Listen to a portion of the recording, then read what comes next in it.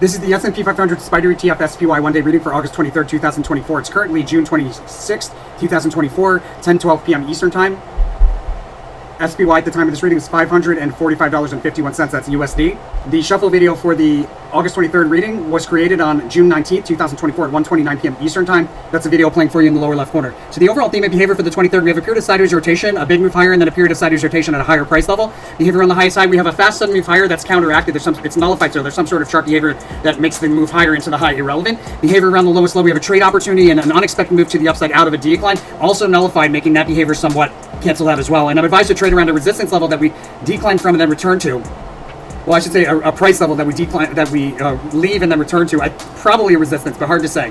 The whole purpose of the channel is to transmute some of the competitive energy of the stock market into goodwill. We do that by following the rule of karma for the channel. You go to the resources tab of our website, Tarot for Traders, and 5% of the profits from every profitable trade utilizing this information should be donated forward to one of these charities, or pick a charity of your choosing as long as you're paying 5% forward, and then 5% should be sent back to the channel through one of these links. If you're international, you can use Wise or you can use YouTube tips, and that leaves you at 90%. Make sure to spend that 90% out of love. As long as you follow those rules, you follow the rule of karma for the channel, the universe considers you an angel investor. It's going to send it back to you tenfold for following through. Blessings to all my angel investors. Let's get back into it. In the pre-market, we have a period of sideways. In the pre-market, we have a rally that ends with a kind of like a turnover, like a crest. There's bumping along resistance sideways at the open, and then a failed attempt to break through key resistance, followed by a decline through key support or in the first half hour, taking us into sideways rotation and rotation along key support.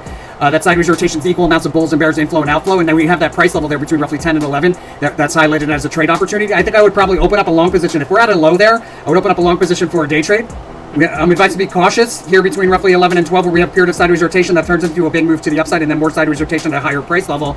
And then just after 12 o'clock, there's a big move to the upside, a breakout, at least temporarily, on a one-day chart, taking us into a high just after 1 o'clock. That high forms within a period of price swings, and we decline from the high and then return back to close to that price level just after 2 o'clock at a near overbought crest that we sell off from, really notably with that unicursal hexagram energy. More decline in the last hour, and then a big move to the upside right around the close.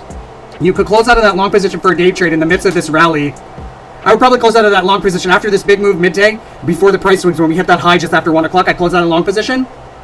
Which you could close that long position there at the high between roughly 1 and 2. You can close a long position probably at another high here just after 2 o'clock, or possibly at the close as well.